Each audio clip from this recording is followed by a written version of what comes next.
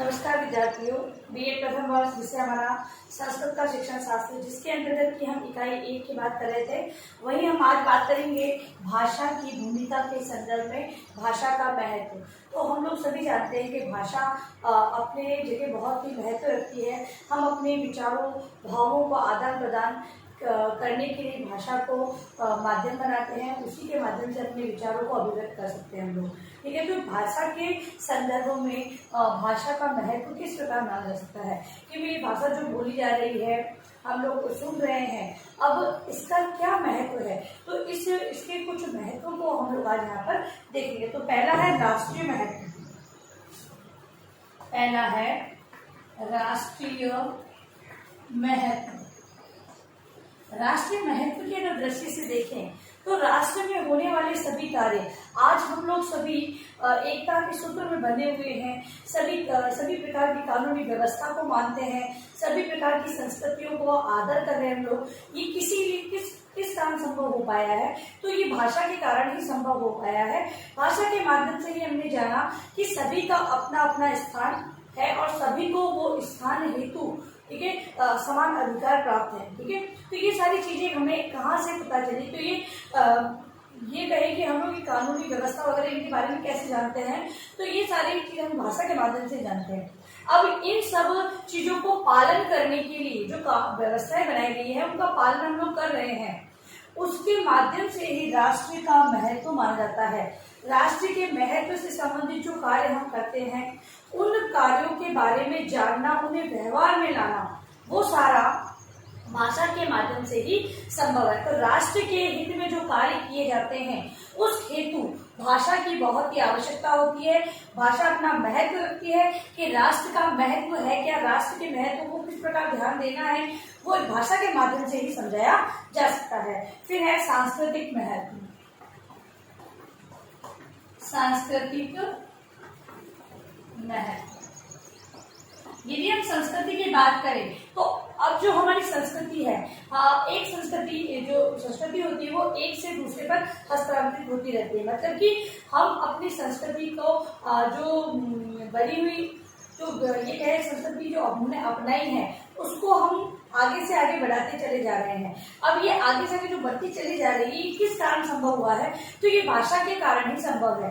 भाषा के माध्यम से ही हम अपनी संस्कृति का जो प्रचार प्रसार है, वो विदेशों में हर जगह कर रहे हैं। इसके अलावा जो बालक को हम संस्कृति से संबंधित जो ज्ञान देते हैं, बालक के विभिन्न, हमने देखा वो छोटे बालक हैं, वो अपनी ही भाषा के अंतर्गत, अपनी ही संस्कृति के अंतर्गत उन पहनावे को पहनते हैं या फिर किसी कार्यक्रम में पार्टिसिपेट करते हैं।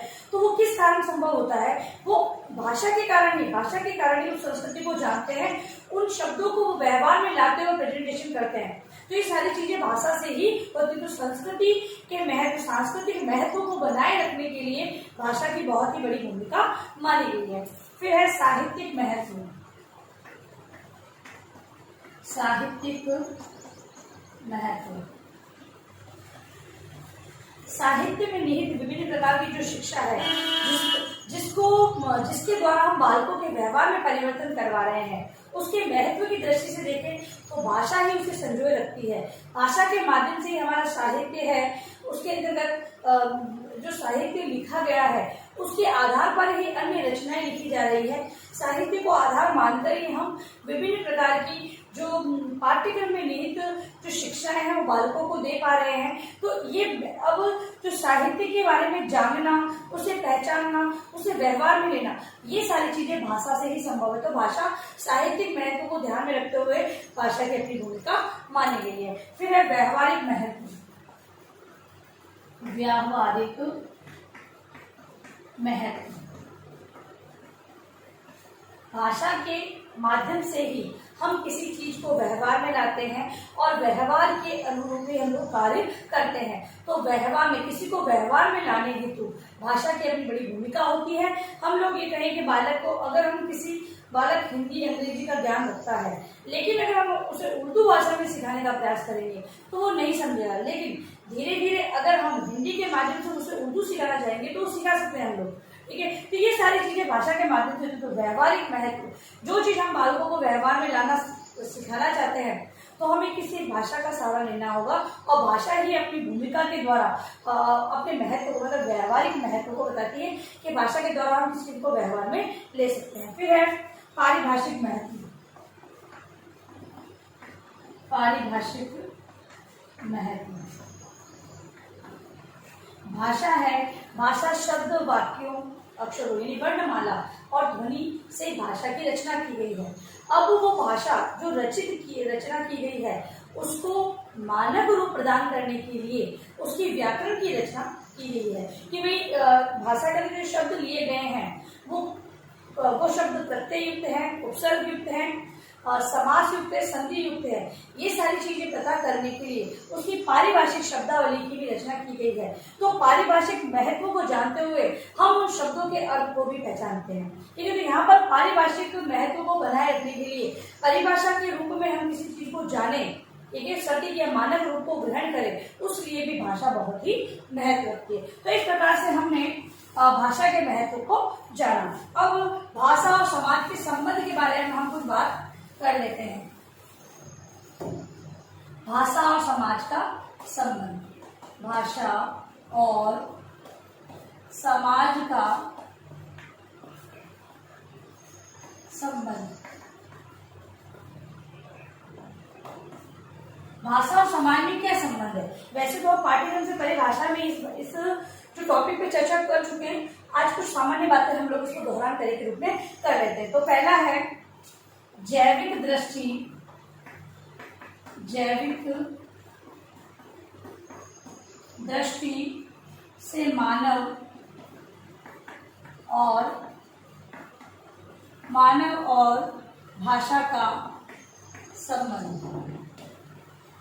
जैविक दृष्टि से भाषा का संबंध। ठीक है, जैविक दृष्टि से मानव और भाषा का संबंध। तो जैविक दृष्टि जो जीव विज्ञान है वो भी इस बात को मानता है कि विभिन्न जीवों के अंतर्गत मनुष्य एक ऐसा सक्षम जीव है जो अपनी बातों को, भावों को, विचारों को मुख से उच्चारित कर संकेतों के माध्यम से अभिव्यक्त कर सकता है। सबसे समझदार प्राणी उसे ही माना गया है। तो जैविक दृष्टि से भी मानव और भाषा का बहुत ही घनिष्ठ संबंध बताया गया है। उन्होंने मतलब कि वैज्ञानिक रूप के आधार पर बताया गया है कि जो मनुष्य है वो अपने विचारों को विभिन्न प्रकार से अभिव्यक्त कर सकता है भाषा के माध्यम से। तो इनका जैविक रूप से भी बहुत ही घनिष्ठ संबंध बताया गया है। दूसरा है सामाजिक दृष्टि से। सामाजिक दृष्टि से मानव और भाषा का संबंध। सामाजिक दृष्टि से तो मनुष्य है, समाज में रहता है, समाज से जुड़े हुए रीति रिवाजों, विभिन्न प्रकार की गतिविधियों को अपनाता है, वो सारी चीजें और भाषा उनका बहुत ही महत्वपूर्ण संबंध माना गया है। क्योंकि समाज में निहित कुछ किसी भी प्रकार के जो कार्य होते हैं उन कार्यों को समझाना, उन कार्यों को वहन करना या उन कार्यों की व्यवस्था करने हेतु भाषा की आवश्यकता होती है। उसी के माध्यम से किसी कार्य को करवाया जाता है, किसी कार्य को पूर्ण किया जाता है, उससे संबंधित बातचीत की जाती है, वार्तालाप आयोजित की जाती है। ये सारी चीजें किसके माध्यम से संभव है? तो भाषा के माध्यम से संभव है। ठीक है, तो सामाजिक दृष्टि से मानव समाज में रहता है, मानव और समाज से जुड़े हुए सारे कार्य को करता है, तो भाषा की उसमें बहुत ही बड़ा समझ है। अगर भाषा नहीं होगी, हम देखते हैं कि एक तो व्यक्ति बोलकर अपने विचारों को व्यक्त करते हुए सारी बात कह देता है, वहीं अगर कोई मुख बधिर व्यक्ति होता है उससे अपनी बात को समझाने काफी समय लग जाता है। ये किस कारण होता है? ये भाषा के कारण ही होता है। क्योंकि जो बोलने वाला व्यक्ति है उसके पास भाषा है और उसको उच्चारित करना जानता है और अपने भावों और विचारों को व्यक्त कर रहा है, जबकि जो मुख बधिर है वो अपनी बातों को समझाने के लिए विभिन्न प्रकार के संकेतों का सहारा लेते हुए समझाने का प्रयास करता है, लेकिन जो बोलने वाला व्यक्ति है फिर भी उसकी अपेक्षा वो अपनी बात को कम व्यक्त कर पाता है। ठीक है, तो इस प्रकार से ये संबंध बताए गए हैं। ठीक है, अब लिखे मैं गृह कार्य प्रश्न आप लोग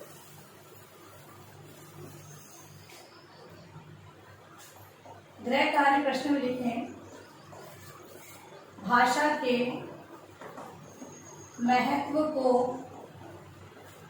समझाते महत्व को समझाते हुए इसके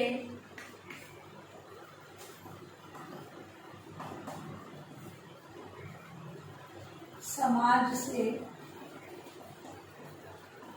संबंध के बारे में बताएं। ठीक है, भाषा के महत्व को आपको जो बिंदु बताए हैं उसका वर्णन करते हुए जो कि इसका जो संबंध है समाज के साथ उसके बारे में आपको अपनी पुस्तिका में लिखना है। और अंत में इस महामारी के दौर में कम से कम ये आवश्यक कार्य होने तक घर से बाहर निकले। बाहर निकलते तो 3 बातों का विशेष ध्यान रखें। मास्क लगाएं, सोशल डिस्टेंस बनाएं, हाथों को बार बार सैनिटाइज करें, सुरक्षित रहे, सभी का ध्यान रखें। धन्यवाद।